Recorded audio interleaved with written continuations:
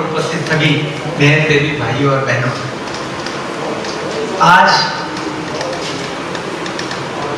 आज का जो दिन है वो बहुत ही महत्वपूर्ण है, क्योंकि आज अवतार महबाव पूना केंद्र और यहाँ पर स्थित टेम्परी चिंचवड ग्रुप, इन दोनों के संयुक्त आयोजन से ये कार्यक्रम किया जा रहा है। ये बहुत भाग्य की बात है और मुझे खास तौर पर इसकी ज़्यादा तसल्ली हो रही है, क्योंकि इसके लिए सुझाव मैंने स्वयं सेंटर में दिया था। तो आज ये दिन यहाँ पर आ गया है और मुझे कहा गया है कि मैं यहाँ पर बाबा के सामने बाबा का पूना शहर से जो संबंध है, अवतार का पूना शहर के साथ जो संबंध है, उसके बारे में कुछ विचार प्रस्तुत करूं। तो सबसे पहले मैं प्रार्थना करता हूं, शांताकारं भुजगशयनं पद्मनाभं सुरेशं विश्वाधारं गगन सदृशं मेघवर्णं शुभांगं लक्ष्मीकांतं कमलनयनं योगिभिर्ध्यानगम्यं वंदे विष्णु भवभयहरं सर्वलोकैकनाथं। अवतार मेहर बाबा का पूना से जो संबंध है वो इतना गहन है, इतना गहरा है कि पूना शहर में शायद ऐसी कोई जगह हो जहाँ पर बाबा नहीं गए हो। फिर भी एक प्रयास किया है और पूना शहर में स्थित कुछ ऐसी जगहों का चयन किया गया है और मेरे पास जो समय है उसके अनुसार जो हमने जो पूरी जो एक लिस्ट बनाई थी, उसमें करीब 23 जगह ऐसी है जो पूना में है जो बाबा के साथ जुड़ी हुई है। तो उनमें से ही कुछ चुनिंदा जगहों के बारे में आपके सामने मैं निवेदन प्रस्तुत कर रहा हूँ। मगर इससे पहले ये कहना चाहूँगा कि प्रभु का अस्तित्व सभी जगह पर होता है, ईश्वर का अस्तित्व सभी जगह पर होता है, खुदा सभी जगह पर मौजूद रहता है। तो इसलिए इसी संदर्भ में एक शेर मुझे याद आता है कि एक शराबी जाता है शराब पीने, तो वो कहता है वाइस को, वाइस मतलब वो मस्जिद का जो कीपर है, मस्जिद में बैठकर शराब पीने दे जाहिर, या फिर वो जगह बता दे जहां पर खुदा का मुकाम नहीं। Show me any place where god is not there. So इसी कारणवश ईश्वर का अस्तित्व सभी जगह पर होता है। फिर भी पूना का क्या महत्व है, आइए हम देखें। पूना शहर के बारे में अगर हम जानना चाहे तो हमें इतिहास की ओर जाना पड़ेगा, और पूना शहर का इतिहास पहली शताब्दी से शुरू होता है। बड़ी अचरज की बात है, ये पहली शताब्दी से ही पूना के परिसर में वहाँ पर कुछ चुनिंदा बस्ती थी और वहाँ पर ये कुछ जो टीले थे, कुछ छोटे पहाड़ थे, उनमें केव्स, गुफाएं बनाई गई पहली सेंचुरी, पहले शतक में। और वो जो गुहाएं हैं वो भी देखिए कैसा विलक्षण गुहाएं हैं। फर्ग्यूसन कॉलेज के इर्द गिर्द वो गया है गुहाएं है। उसके पश्चात 7वीं सदी में हम जब आते हैं तो 7वीं सदी में पूना में पातालेश्वर गुफाओं का निर्माण किया गया। ये पातालेश्वर गुफाएं जो है वो पूना के जंगली महाराज रोड पर ही स्थित है और आप में से कई लोगों ने ये गुफाएं देखी होगी। इस गुफाओं की रचना करीब 7वीं या 6ठी और 7वीं सदियों के दरमियान की गई और इन गुफाओं का एक विशेष ऐसा है कि वो गुफाओं जमीन के स्तर के नीचे है, इसीलिए उस मंदिर का नाम रखा गया पातालेश्वर।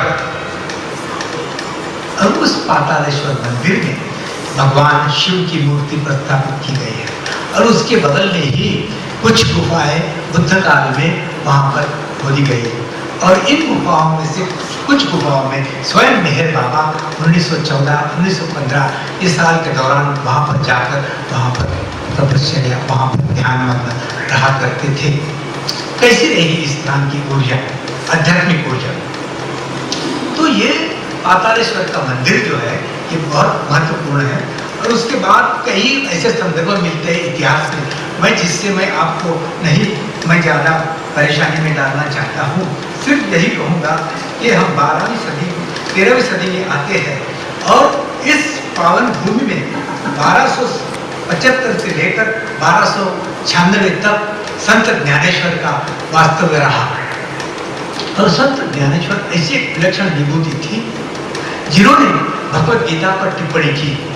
और मेहर बाबा ने स्वयं कहा है कि संत ज्ञानेश्वर की जो परिवार है वो पूरे आध्यात्मिक विश्व में एक विलक्षण और एक अद्भुत परिवार है।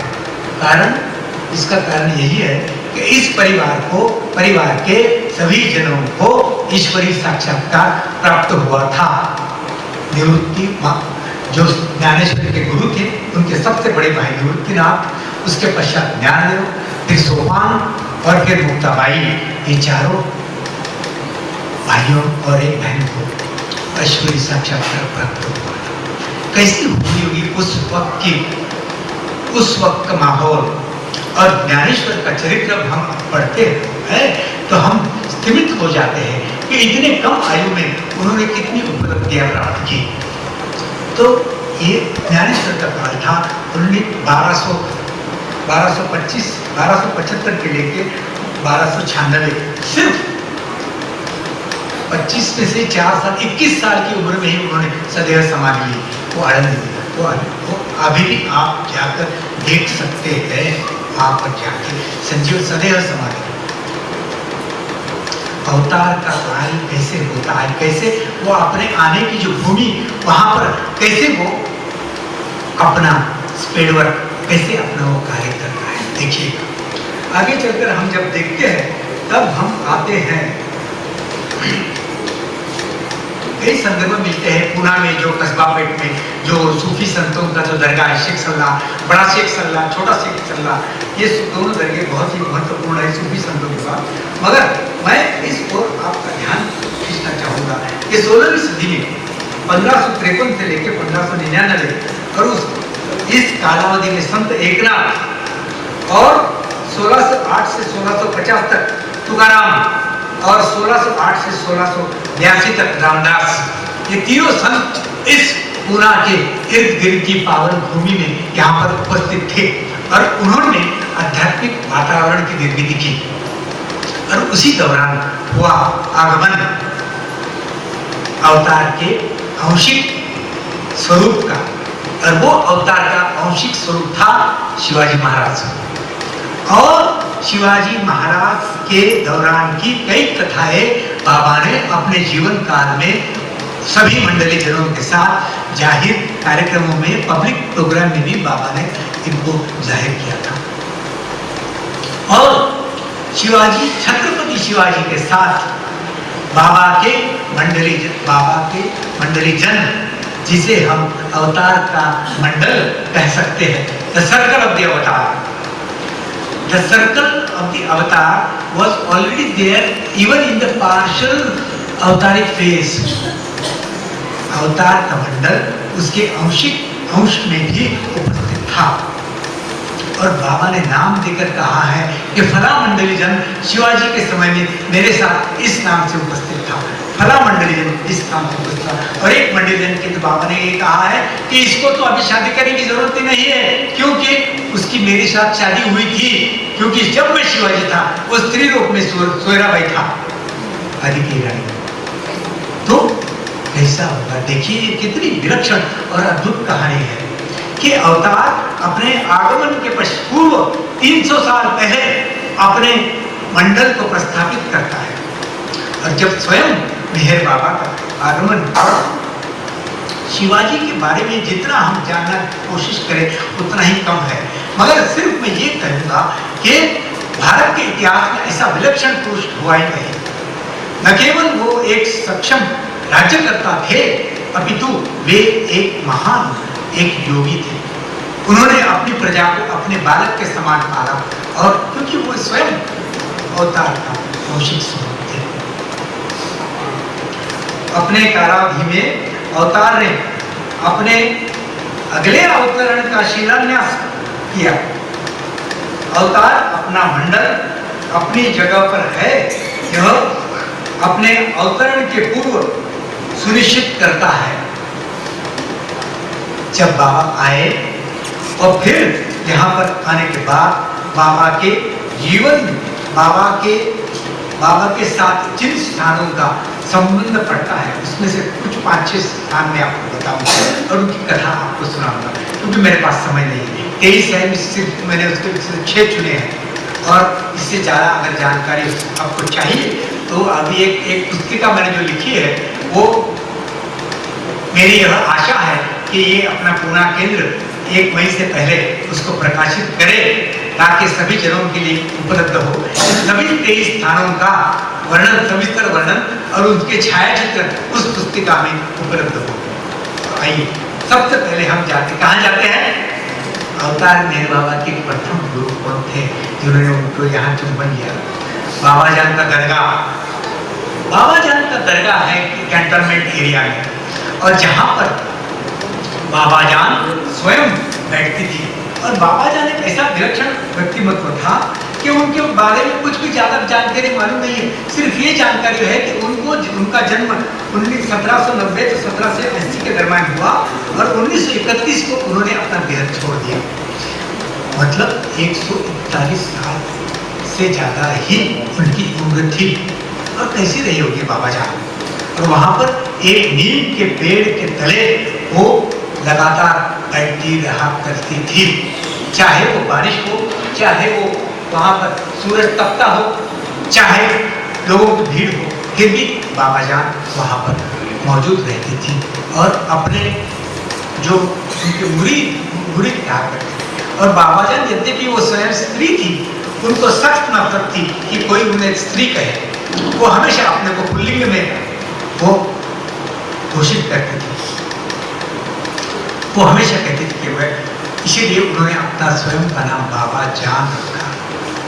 तो बाबा जान का दरगाह वहाँ पर है और उस दरगाह में मेहरबान को जाना पड़ा और कई बार वो जाना पड़ा।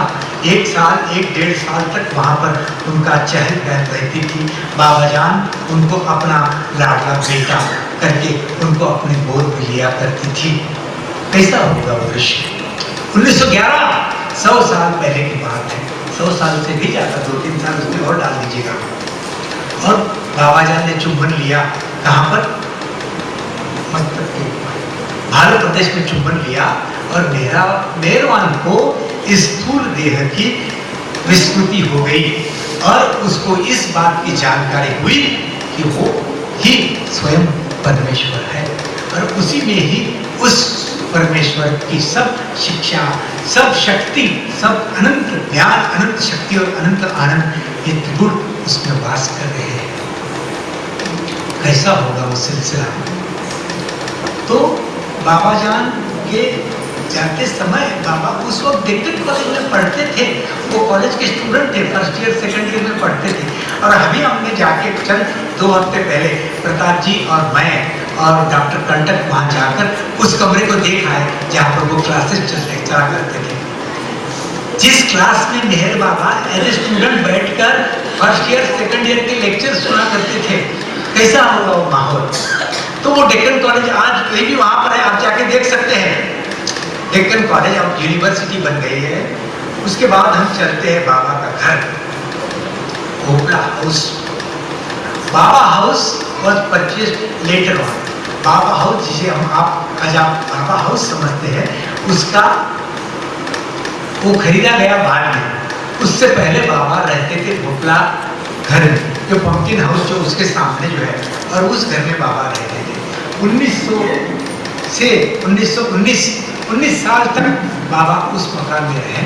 उसी मकान में प्रभु का जन्म हुआ और उसी मकान में और ढूंढी भाई बाबा को पल्ले में सुला के उसको लोरी सुनाती थी।